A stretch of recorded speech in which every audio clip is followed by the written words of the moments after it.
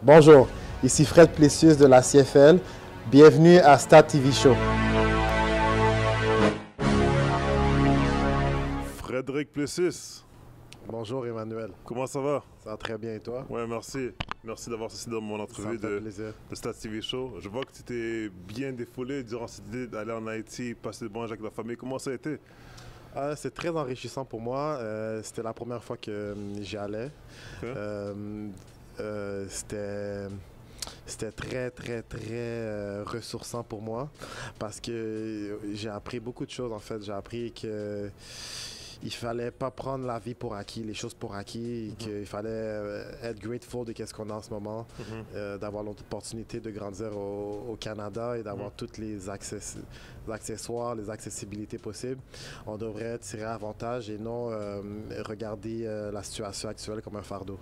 Ok, ça c'est bien de voir ça aussi parce que tu as aussi voir des camarades, ta famille qui est là pour te supporter et je suis sûr qu'ils savent exactement que tu es un footballeur professionnel américain, n'est-ce pas? Oui, tout le monde le sait, tout le monde est fier de moi. C'est sûr que j'ai amené beaucoup d'inspiration et de motivation pour les gens de ma famille, et non seulement les gens de ma famille, mais le monde autour de moi. C'est quelque chose que je prends vraiment à cœur, de protéger mon nom et surtout de garder la hargne et la vision du tunnel, comme on peut dire. Effectivement, c'est bien ça. Là, tu es d'origine haïtienne. Tu m'as dit que tu es né ici, n'est-ce pas? Exact. Exactement. Tu as joué basket, si je ne me trompe pas, pendant ta jeunesse. Pourquoi tu as choisi le football américain? Tout d'abord, j'ai commencé avec le soccer. Okay. Si un jour on peut faire une entrevue chez moi, vous allez voir, il y a juste des posters du Brésil chez moi avec Colombie, Valderramas, Roberto Carlos, tous les grands joueurs de soccer. Mon père, c'est un grand fan. On écoutait tout le temps la World Cup, puis c'était vraiment des moments inoubliables, excitants pour nous. C'est un très bon sport pour les jeux de pied. C'était très complémentaire pour le football. C'est à l'âge de 11 ans que j'ai commencé à jouer au football grâce à mon ami Felipe Fonseca. Il me connaissait depuis longtemps, puis il voyait mes attributs, il voyait mon caractère un peu, puis il m'a dit hey, « Toi, je pense que tu devrais jouer au football. » Puis c'est alors que j'ai fait ma première pratique et ça a super bien été, puis j'ai adoré l'atmosphère. Wow, ça c'est bien ça. Ouais. Quand tu as dit, tu sais quoi, je veux devenir un football américain, qu'est-ce que tes amis proches ou bien ta famille ont dit qu'ils ont été nouvelles? Ils n'ont pas dit c'est dangereux ça, de jouer ce sport. Ils n'ont pas dit ça? Ben, ma mère, en tant qu'immigrante, et mon père également, ils ne voulaient rien savoir de ça. Ils ne voulaient pas que je joue au football. Ils trouvaient que c'était un sport pour les sauvages. Ils trouvaient que ça... Ils avaient peur aussi pour ma sécurité. Puis c'est très compréhensible parce que deux cerveaux, c'est pas fait pour se frapper à une vitesse... aussi impactful qu'on peut croire. Et là, présentement, tu es un joueur de football américain. As-tu un joueur que tu as dit, que tu as regardé tout au long de ta carrière, tu as dit, tu sais quoi, je vais devenir un joueur comme ça? Il n'y a pas un... Oui, pour moi, c'est Tom Brady. Tom Brady? Tom Brady, et Ray Lewis aussi. Ouais, Ray Lewis, je te vois comme ça. Tom Brady, parce que son niveau de compétition était vraiment hors pair. Il refusait de perdre et c'était quelqu'un qui a eu un parcours quand même compliqué. Il a été repêché 6e round. Il a été derrière Drew Bledsoe pendant de nombreuses années. Puis c'est alors que Drew Bledsoe s'est blessé qu'il a eu la chance de profiter de l'occasion puis de justement plus jamais perdre son spot. Et c'est devenu jusqu'en ce moment le meilleur carrière de l'histoire de la NFL. Un des plus efficaces dans les situations critiques.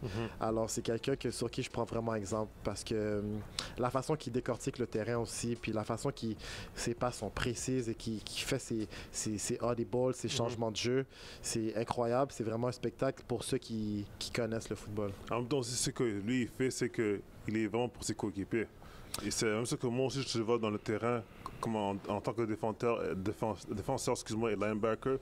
tu communiques avec tes coéquipiers. C'est exactement si le ballon va de l'autre côté, tu vas là pour l'intercepter, n'est-ce pas? Oui, ben oui, c'est sûr.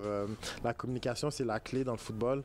Les gars, si tu n'es pas sur la même page avec les 12 autres joueurs, les 11 autres joueurs de ton unité, ça devient très compliqué. C'est ça qui fait en sorte que les grandes défensives ou offensives ils sont si fortes, c'est qu'ils peuvent communiquer puis s'ajuster rapidement juste avec un signe verbal ou un signe, juste avec un clin d'œil, par exemple, juste avec quelques petits signes, on est capable de comprendre et de s'ajuster facilement au jeu. OK. Et là, présentement, je vois que tu avais joué pour les Laval de Rouge d'Or.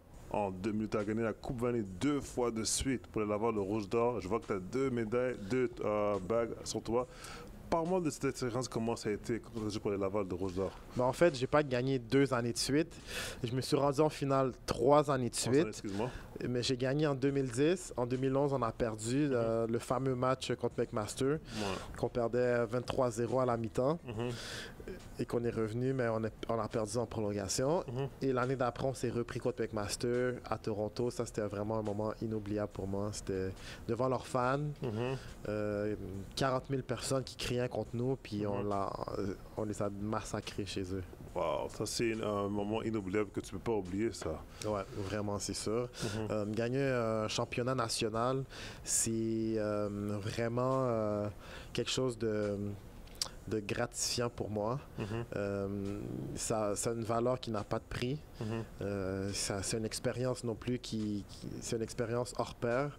Et c'est juste les champions qui peuvent comprendre c'est quoi le sacrifice qu'il faut faire et l'énergie qu'il faut mettre pour gagner un championnat pour être successful aussi. Ça, c'est bien d'entendre ça. Moi, je veux savoir une question que ça m'intrigue aussi. C'est que tu as joué pour Laval de Rouge d'Or. Ensuite, comment les sélections arrivent après ça, dès que la saison est terminée? Est-ce qu'il y a des pisteurs qui viennent te recruter pendant que tu joues? Comment ça fonctionne? Comment ça se démarche? Ben, comment ça fonctionne? C'est que durant la saison, tes 2 dernières années, il commence à avoir les équipes professionnelles ont une liste de joueurs, de prospects qui sont disponibles pour le repêchage. Alors, ils engagent du monde pour venir jeter un coup d'œil, recruter les gens. Et en fait, ils font un portfolio de chaque personne, de chaque prospect qu'ils envisagent signer. Et ils font un suivi sur eux. Ils regardent s'ils sont en santé, leur vitesse, leur attribut physique, leur attribut mental. Puis c'est lors des entrevues qu'ils ont vraiment les entrevues individuelles qu'ils ont vraiment le vrai aperçu de la personne avec qui ils vont faire face. Et c'est alors qu'ils vont décider s'ils t'aiment ou s'ils t'aiment pas ou s'ils te repêchent ou non. Donc ça c'est bien, parce que c'est pas tout le monde qui peut aller dans le niveau professionnel. Il y a du monde qui rêve d'atteindre ça, mais ils donnent ce qu'ils peuvent. Mais on dirait qu'ils prennent toujours des meilleurs joueurs que eux. Et c'est dommage. Pas nécessairement. Pas nécessairement. Des fois, c'est pas nécessairement les meilleurs, c'est les meilleurs professionnels.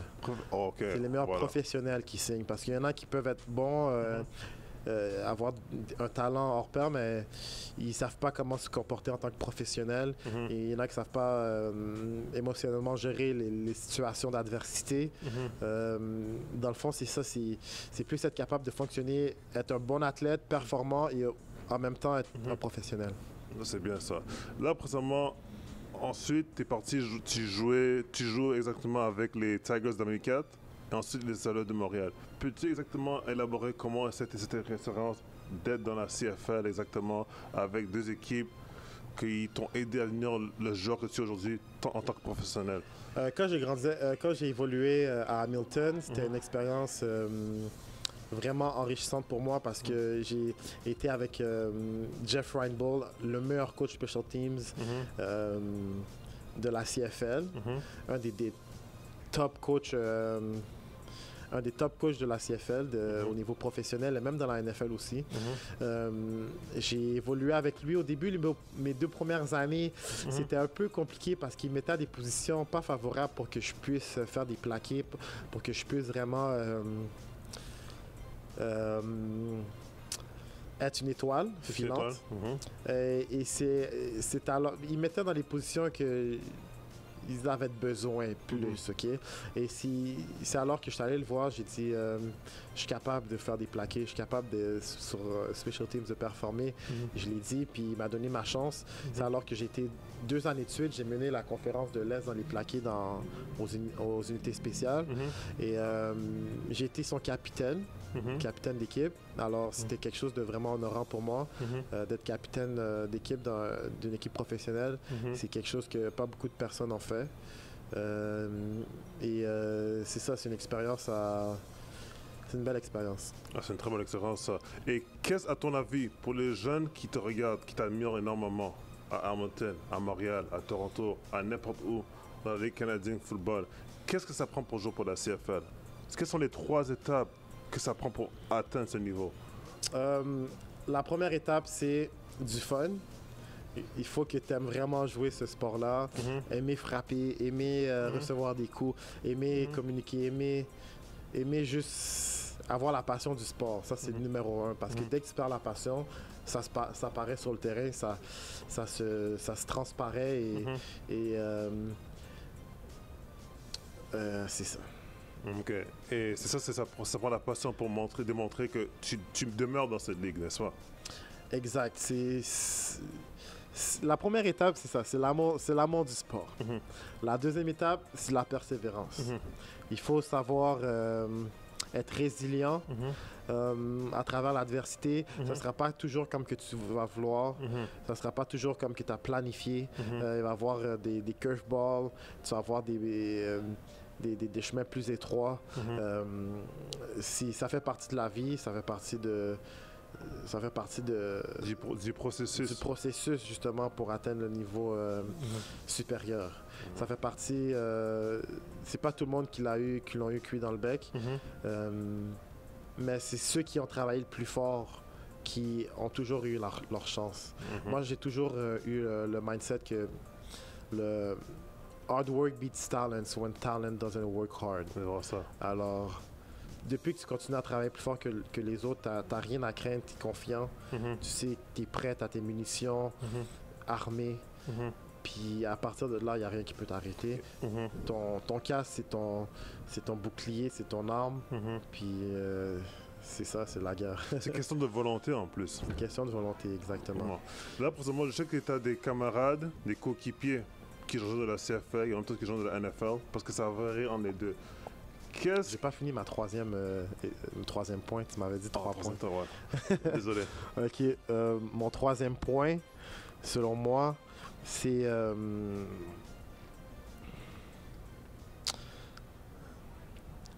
le premier, c'est l'amour du sport. Deuxième, c'est la résilience. Troisième, c'est les sacrifices. Sacrifices? Ouais. OK. Les sacrifices, dans un sens qu'il faut que tu sois prêt à couper les ponts avec certains gens qui n'ont pas les mêmes visions que toi, les mêmes objectifs que toi. Tu es toujours mieux de t'encercler avec du monde qui ont les mêmes visions que toi, qui sont plus du monde en fait que tu admires, que tu veux être comme, que tu veux compétitionner, que tu veux être meilleur que c'est pas un student du monde qui te tire vers l'arrière, que tu vas avancer dans la vie. Il faut faire attention aux influences, surtout. Moi, je suis parti à 17 ans de Laval. Je suis parti de chez mes parents. Je suis parti jouer à Lennoxville, à Champlain. Pas parce que j'aimais pas mes parents, mais parce que je savais que en restant à Montréal, mon environnement, ça serait pas propice pour ma réussite. Alors, je suis parti. Puis j'ai adoré mon moment à Lennoxville. J'avais 17 ans, j'habitais en appart dans un campus universitaire avec plein d'étudiants. Puis justement, c'était plein d'étudiants dans la même situation que moi. Puis justement, vu que tout le monde on était tous pauvres et on avait tous pauvres, on n'avait pas d'argent, on a vraiment appris c'était quoi la famille, on séparait tout ensemble. Et ça, c'est une expérience que personne peut expérimenter si on va pas à Lennoxville. C'était les meilleurs moments de ma vie. Puis c'est ça, c'est quelque chose que j'ai appris tout seul. Puis je me suis dit que si je voulais compétitionner, si je voulais que je sois professionnel, à un moment donné, il va falloir que je coupe le cordon ombilical avec mes parents. puis que je sois un homme de moi-même. OK. Mais quand tu avais pris cette décision de partir pour retourner au passé, de partir de Lennoxville, de partir de Montréal à Lennoxville, est-ce que tes parents étaient un peu satisfaits de cette décision parce qu'ils voient on ne sait jamais ce qui peut servir à son fils? Est-ce qu'il pourra se faire peut-être tuer là-bas ou bien se faire voler? Mais est-ce qu'ils étaient contents de cette décision? Ils étaient contents pour moi, certainement, mais c'est sûr que dans leur cœur, il y avait un peu d'inquiétude. Ils voulaient que je reste à Montréal, près de la famille. Mais moi, je leur ai dit que je voulais aller dans une école qui parle anglais. C'était une bonne raison pour moi de partir aussi. Je l'ai dit, je voulais parler en anglais et que je voulais être indépendant financièrement, indépendant émotionnellement, au niveau de mes décisions aussi. Et les autres, ils m'ont fait confiance. Ils savaient que j'étais quand même mature, j'étais quand même un old soul et que je suis pas là. Quand je veux quelque chose, je veux vraiment tout faire pour y arriver. Puis ils m'ont fait confiance et je leur remercie pour ça. Ça, c'est bien. Ça, c'est des moments qu'on n'oublie jamais dans le monde de ma vie. Quand on aura peut-être des enfants ou bien une famille, on peut dire à notre fils, regarde, c'est ce qui s'est passé encore dans ma vie. Et ça démontre que c'est l'expérience à la prochaine génération qui vient après nous. Exactement. Là, présentement, pour mettre fin à cette entrevue aussi, avant que je te laisse, il y avait une situation que quand je remarque, c'est qu'il y a beaucoup de joueurs de la NFL, CFL qui ne sont pas intégrés à l'hymne national quand ça vient pour les situations avec Donald Trump. Qu'est-ce qu'on peut faire pour résoudre cette résolution, à ton avis? Pouvez-vous répéter votre question? Oui, c'est ça. Désolé. Quand ça vient exactement pour la situation de l'injustice, ce qui se passe dans la NFL et CFL, OK? Quelle solution pour mettre fin à cette injustice? Je suis pas vraiment un politicien, mais selon moi, ça serait d'en parler, d'en discuter, de cibler le problème pour ensuite l'effacer ou le régler. Et les Américains en ce moment avec Donald Trump, qui est très divertissant, ils font face à une situation très spéciale. Les Afro-Américains, ils pensent qu'ils ne sont pas traités aussi juste que les autres races. Alors ça, c'est leur bataille à eux. Chacun a le droit à son opinion. Que la façon qu'ils décident de le faire, ça, c'est leur problème, ça, c'est leur risque. Il y en a qui sont prêts, comme vous voyez avec Colin Kaepernick, il y en a qui sont prêts à perdre leur job justement pour mettre fin à cette injustice. C'est quelque chose que, pour moi, c'est quelque chose de vraiment inspirant, du type de Mohamed Ali qui était prêt à ne pas aller à la guerre, justement, et d'aller en prison, justement, juste pour pas battre du monde, juste pour pas aller tuer du monde des Vietnamiens qui, pour lui, n'ont rien fait. Il est allé en prison, mais il est sorti de prison, puis son histoire part pour lui-même. On en parle encore justement de Mohamed Ali. Son aura est encore là avec nous. Colin Kaepernick, c'est un autre exemple. Il a décidé, justement, vu que l'information est tellement accessible maintenant, il voyait le nombre de meurtres de citoyens innocents de race afro-américaine. Et quand il voyait ça, puis que semaine après semaine, le monde tombait, mais il a décidé de prendre un stand, de mettre son genou à terre. Ça, c'est sûr que Donald Trump n'a pas aimé ça. Mon Dieu. Il était même prêt à l'insulter, le traiter de toutes sortes de noms, de mots raciaux. Et c'est là que ça a dégringolé. Il fallait juste... c'est là pour moi que je trouve que ça a dégringolé, parce que là, c'est tout... Pas dégringolé en fait pour Colin Kaepernick, mais juste pour les médias. C'était... Comment je pourrais dire ça? C'était vraiment... c'est dommage parce que il a protesté sans violence, juste en mettant un genou à terre, mais en même temps, je peux comprendre le peuple américain qui trouve insultant qui trouve ça insultant avec toute l'histoire qui s'est passée aux États-Unis, de pas être fier d'être américain. Mais ça, c'est leur problème. Je connais pas le patriotisme vraiment. Ils sont très patriotiques. Puis justement, Colin Kaepernick était prêt à perdre sa job. Et c'est dommage aussi que c'est seulement la seule athlète qui a donné son opinion. Il y a d'autres athlètes qui ont donné son opinion, mais plus par leurs actions. Et lui, il a fait ça aussi par ses actions à la place de parler ça verbalement. Ouais, exactement. C'est tout un sacrifice qu'il a fait. Tout un sacrifice. Malheureusement, Frédéric Plessis, on va mettre fin à cette entrevue. OK. Merci d'avoir assisté dans cette entrevue de Stat TV Show. Et là, je peux continuer à travailler très très fort. Hein. Ben oui, c'est ça le but, c'est de jamais arrêter jusqu'à temps que les roues tombent. Mais bon succès, bon travail. Merci beaucoup.